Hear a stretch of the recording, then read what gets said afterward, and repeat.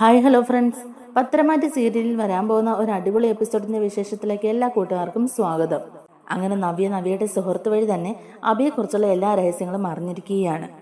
അബിയുടെ കുഞ്ഞാണ് ചന്തുമോൾ എന്നുള്ള കാര്യവും അതുപോലെ തന്നെ ഡേവിഡും ഏഞ്ചലുകാരും എല്ലാം തന്നെ ചതിക്കുകയാണെന്നൊക്കെയുള്ള കാര്യങ്ങളെല്ലാം തന്നെ പിടികിട്ടിയിരിക്കുകയാണ് നവ്യയ്ക്ക്. എന്നാലും നവ്യയുടെ മനസ്സിലൊരു സംശയമുണ്ട്.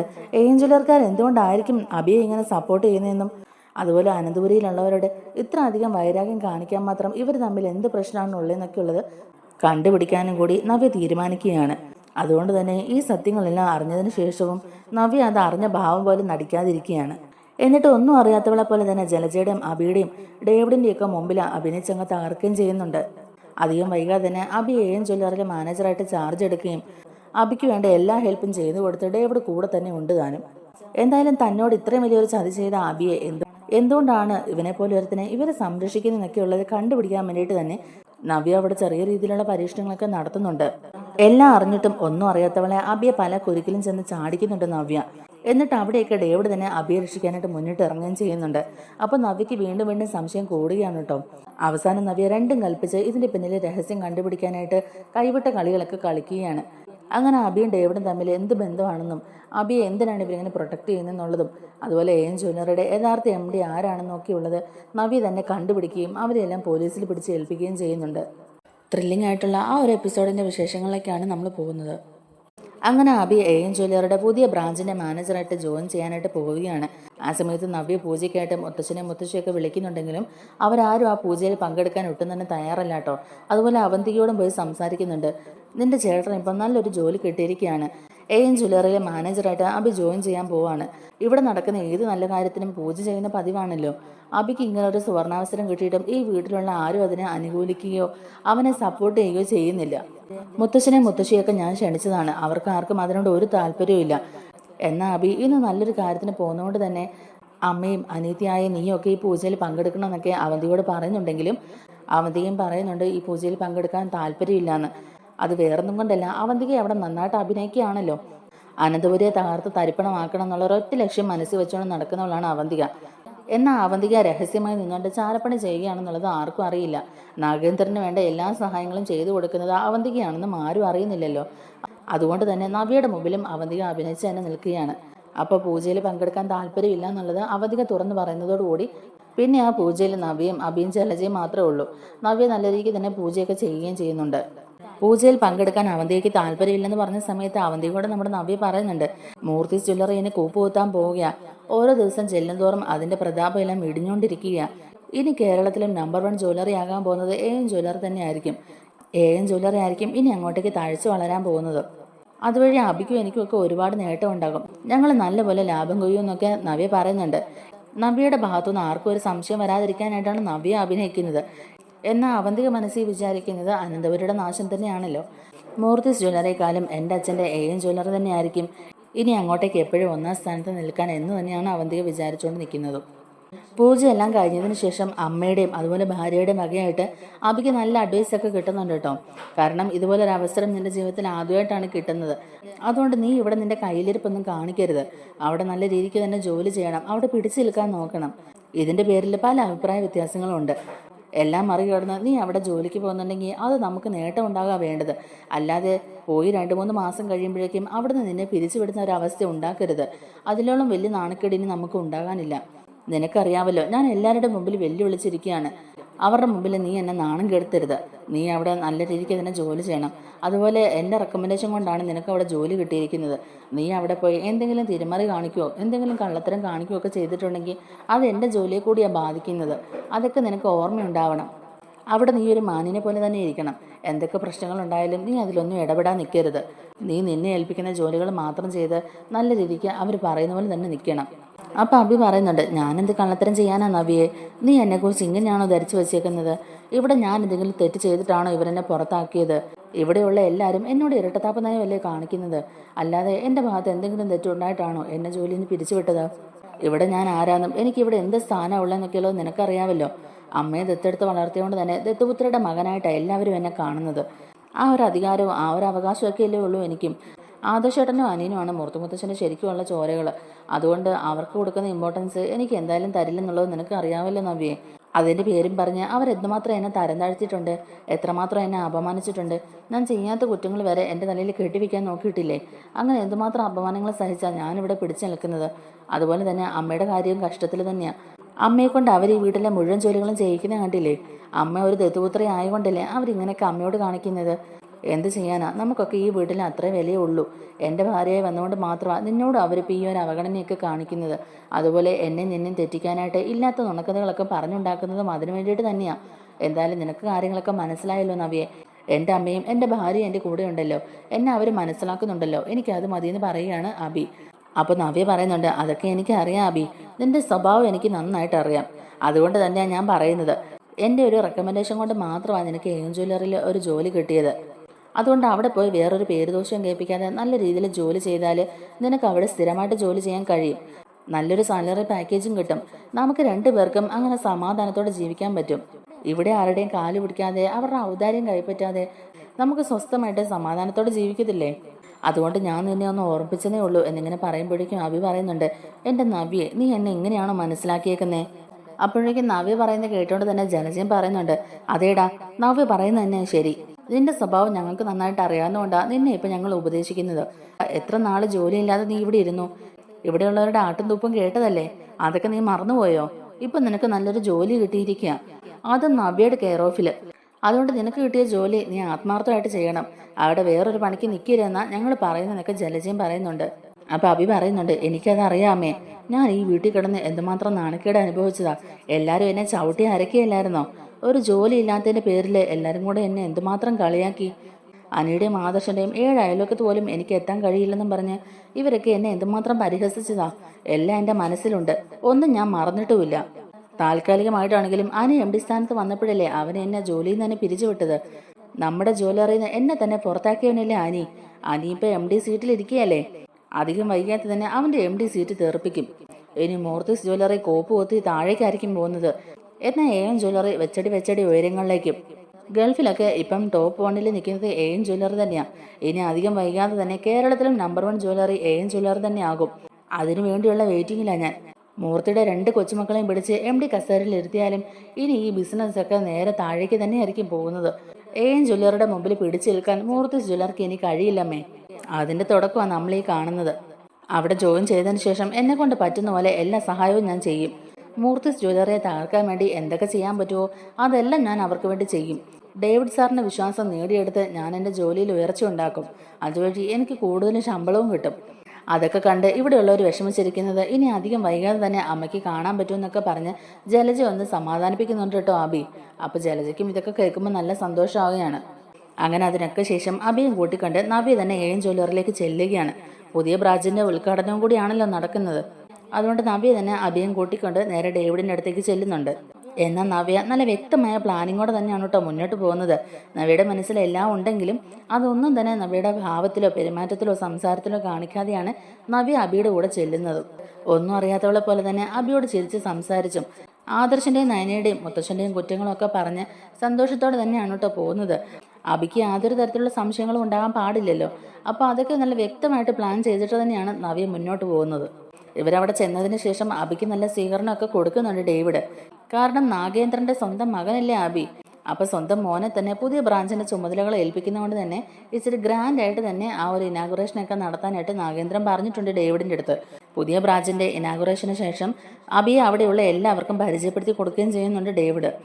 ഇതാണ് അനന്തപുരിയിലെ അനന്തമൂർത്തിയുടെ കൊച്ചുമകനായ അഭിനന്ദ്. ഇനി മുതൽ നമ്മുടെ ഈ പുതിയ ബ്രാഞ്ചിൻ്റെ മാനേജർ അഭിനന്ദ് ആയിരിക്കും. അബിയെ നിങ്ങൾക്ക് എല്ലാവർക്കും അറിയാമല്ലോ, മൂർത്തിസ് ജ്വല്ലറി തന്നെ ജോലി ചെയ്തുകൊണ്ടിരുന്ന ആളാണ്. ചില കുടുംബ പ്രശ്നങ്ങൾ കാരണം അബിയും അബിയുടെ അമ്മയും ആ വീട്ടിൽ നിന്നും അതുപോലെ അവരുടെ ജ്വല്ലറിയിൽ നിന്നൊക്കെ അകറ്റി നിർത്തിയിരിക്കുകയാണല്ലോ. അനന്തപുരിയിൽ ഇങ്ങനെയും ചില പക്ഷപാതങ്ങളൊക്കെ കാണിക്കുന്നുണ്ടെന്നുള്ളത് സമൂഹത്തിന് അറിയില്ല. എന്നാലും നമുക്കതൊക്കെ കൃത്യമായിട്ട് അറിയാം. നിങ്ങൾക്കറിയാമല്ലോ, നവ്യ നമ്മുടെ പേര് കേട്ട മോഡലാണ്. അബിയുടെ വൈഫാണ് നമ്മുടെ മോഡൽ. ഇനി മുതൽ ഇവർ രണ്ടുപേരും നമ്മുടെ ജ്വല്ലറിക്ക് വേണ്ടിയിട്ടാണ് ജോലി ചെയ്യാൻ പോകുന്നത് എന്നും പറഞ്ഞ് അബി ആരും അങ്ങനെ കുറച്ച് കാണണ്ട കേട്ടോ. ഒരുപാട് നാളത്തെ എക്സ്പീരിയൻസ് ഉള്ള ആളാണ് അബി. സത്യസന്ധമായി അവിടെ ജോലി ചെയ്യാൻ പറ്റാത്തതുകൊണ്ടാണ് അബി അവിടെ എല്ലാവരും അകറ്റി നിർത്തിയേക്കുന്നത്.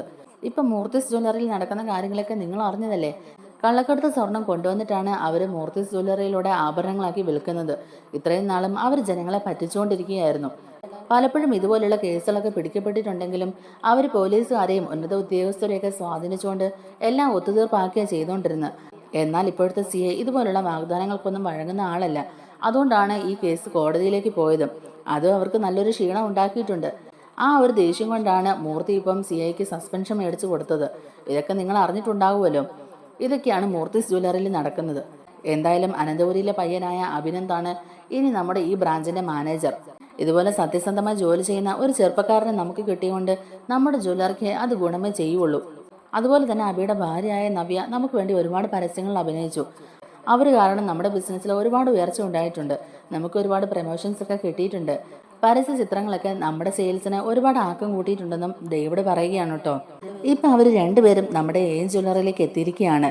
മൂർത്തിസ് ജ്വല്ലറിയിലെ അഴിമതി സഹിക്കവയ്യാതെയാണ് അവരിങ്ങോട്ടേക്ക് വന്നിരിക്കുന്നത്. അതുകൊണ്ട് എപ്പോഴും ഇവർക്ക് നല്ലൊരു റെപ്യൂട്ടേഷൻ തന്നെ ഉണ്ടാകണം. എല്ലാവരും ഇവരോട് നല്ല റെസ്പെക്ട് കാണിക്കണം എന്നൊക്കെ ഡേവിഡ് പറയുന്നുണ്ട്. അങ്ങനെ സ്റ്റാഫുകൾക്കൊക്കെ ഇവരെ ഒന്ന് പരിചയപ്പെടുത്തി കൊടുത്തതിന് ശേഷം മാനേജറുടെ ക്യാബിനിലേക്ക് കൂട്ടിക്കൊണ്ടുപോയി മാനേജറുടെ സീറ്റിൽ ഇരുത്തുകയാണ് ഡേവിഡ്. അഭിയും ഭയങ്കര സന്തോഷത്തോടെ തന്നെ ആ ചെയറിൽ ഇരിക്കുന്നുണ്ട് കേട്ടോ.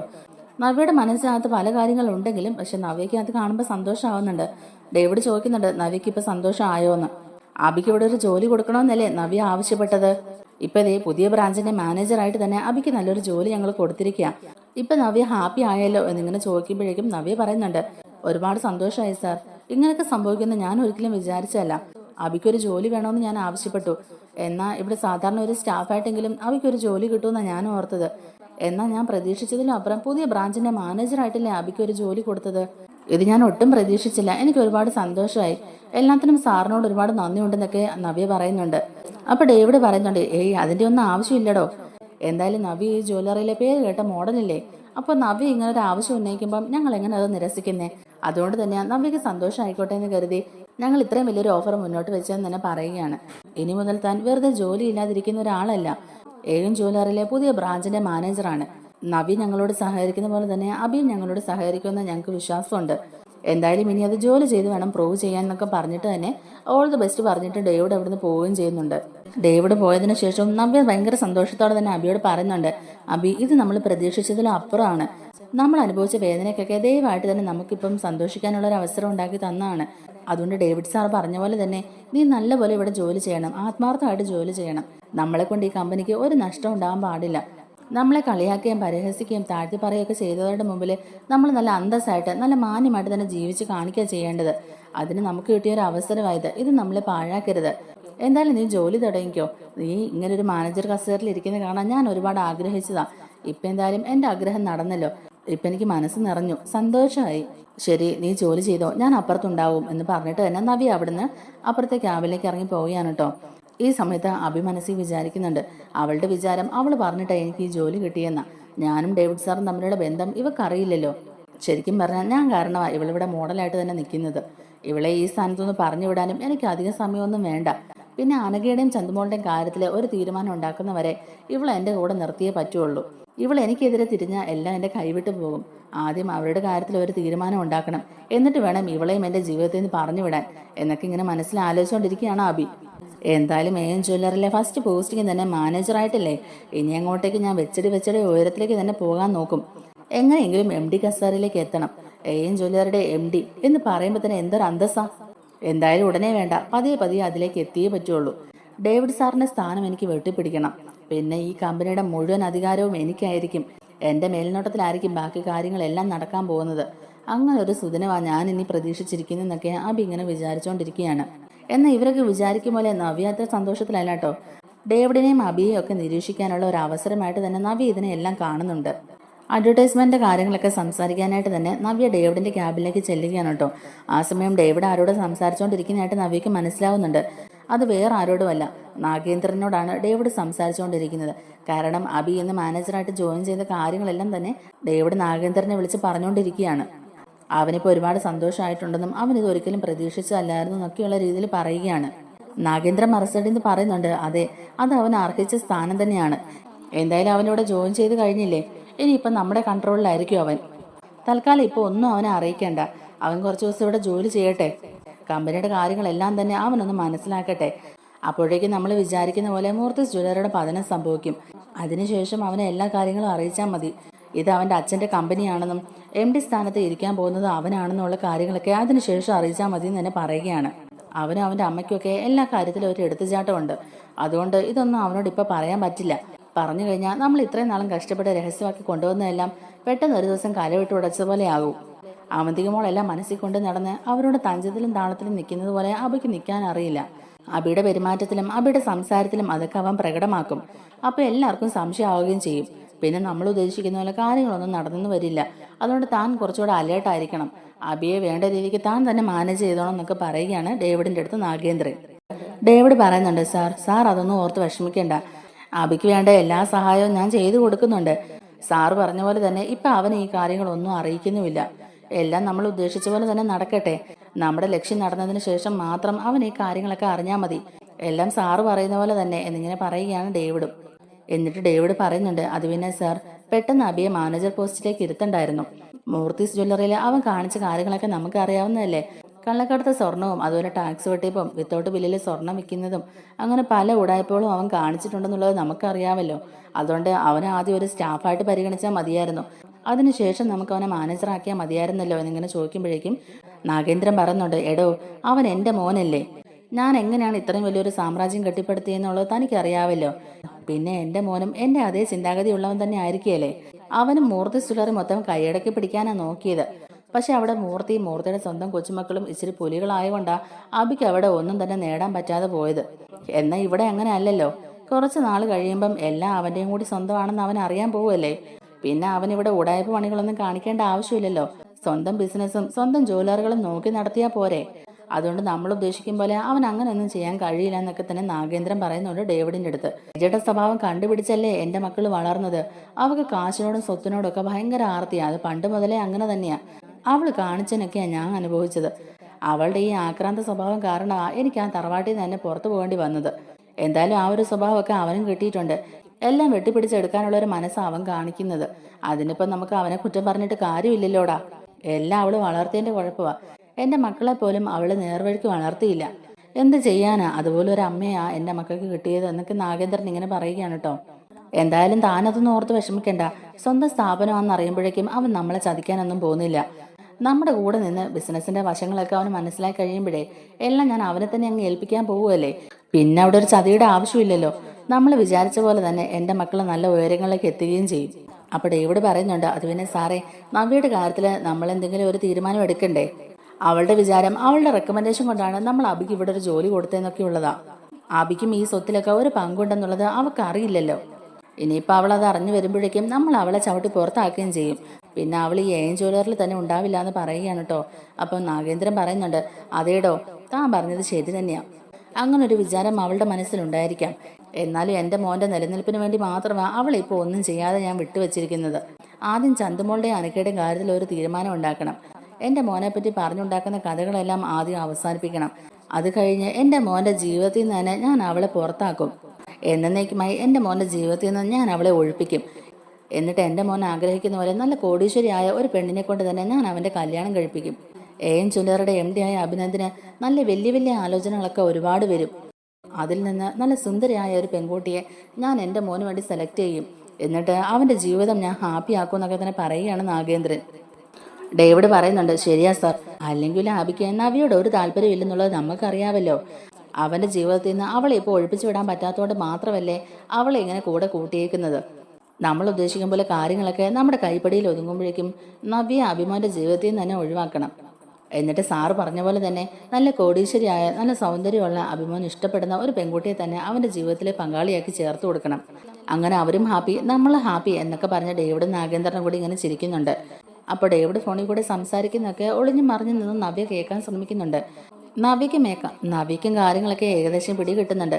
നവ്യ അവിടുന്ന് മാറി നിന്നിട്ട് തന്നെ മനസ്സിൽ വിചാരിക്കുന്നുണ്ട്, കഥ അറിയാതെ ആട്ടം കാണുന്നത് ഞാനാണോ നിങ്ങളാണോ എന്നൊക്കെയുള്ളത് നമുക്കധികം വൈകാതെ തന്നെ കാണാമെന്നൊക്കെ നവ്യ ഇങ്ങനെ മനസ്സിൽ പറയുകയാണ്. നിങ്ങളൊക്കെ വിചാരിച്ചേക്കുന്നത് ഞാൻ വെറും പൊട്ടിയാണെന്നല്ലേ, എനിക്ക് കാര്യങ്ങളൊന്നും അറിയില്ലെന്നല്ലേ. എന്നാൽ ഞാനും കുറച്ച് കാര്യങ്ങളൊക്കെ അറിഞ്ഞിട്ടുണ്ട്. അബി എന്നെ ചതിക്കുകയാണെന്നൊക്കെയുള്ളത് എനിക്ക് മനസ്സിലായി. അതുപോലെ തന്നെ നിങ്ങളും അബിക്ക് വേണ്ട എല്ലാ ഒത്താശകളും ചെയ്തു കൊടുത്ത് അബിയെ സഹായിക്കുകയാണെന്നുള്ളതും എനിക്ക് മനസ്സിലായി. പിന്നെയും ഞാനിവിടെ ഒന്നും അറിയാത്തൊരു പൊട്ടിയെ പോലെ അഭിനയിച്ച് നിൽക്കുന്നുണ്ടെങ്കിൽ അതിന് പിന്നിൽ ഒരു വ്യക്തമായ കാരണമുണ്ട്.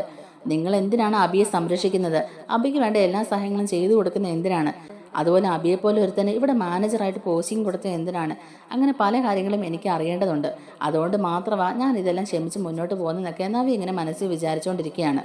ഈ ഒരു നിമിഷം നവ്യ പഴയ കാര്യങ്ങളൊക്കെ ഇങ്ങനെ ആലോചിക്കുന്നുണ്ട്.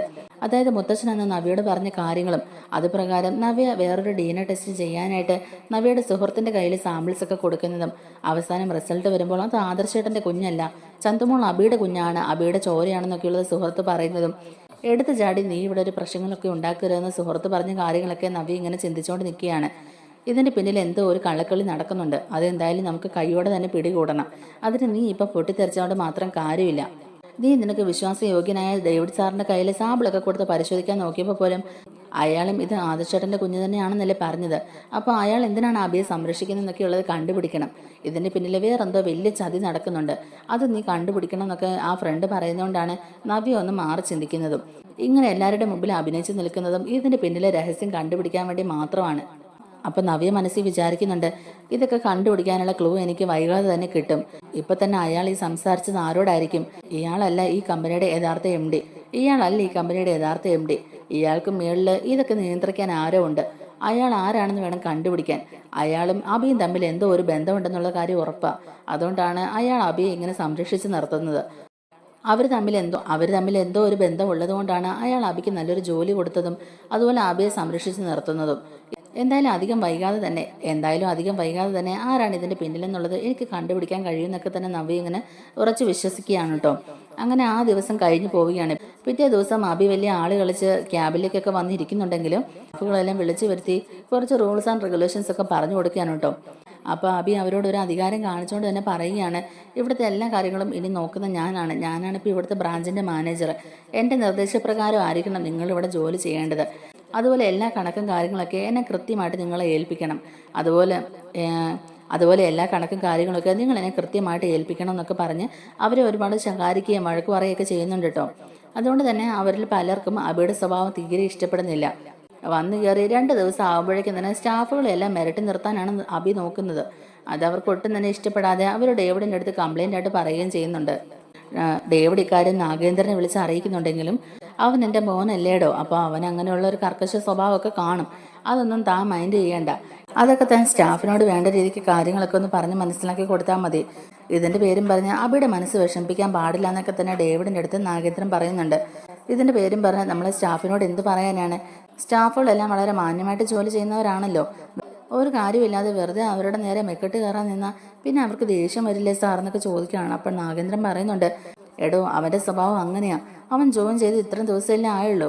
പതിയെ അതൊക്കെ മാറ്റിയെടുക്കാം. നമുക്കവനെ നമ്മുടെ വഴിയിലേക്ക് മാറ്റിയെടുക്കാം.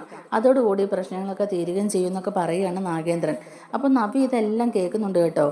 അങ്ങനെ നവ്യ ഡേവിഡിനെയും അതുപോലെ അബിയുടെയും പെരുമാറ്റത്തിലുണ്ടാകുന്ന മാറ്റങ്ങളൊക്കെ നല്ല രീതിക്ക് തന്നെ വാച്ച് ചെയ്യുന്നുണ്ട് കേട്ടോ. സാധാരണ ഒരു സ്റ്റാഫിനോട് കാണിക്കുന്നതിനേക്കാൾ കൂടുതൽ അടുപ്പവും സ്വാതന്ത്ര്യമൊക്കെ ഡേവിഡ് അബിയോട് കാണിക്കുന്നുണ്ട്.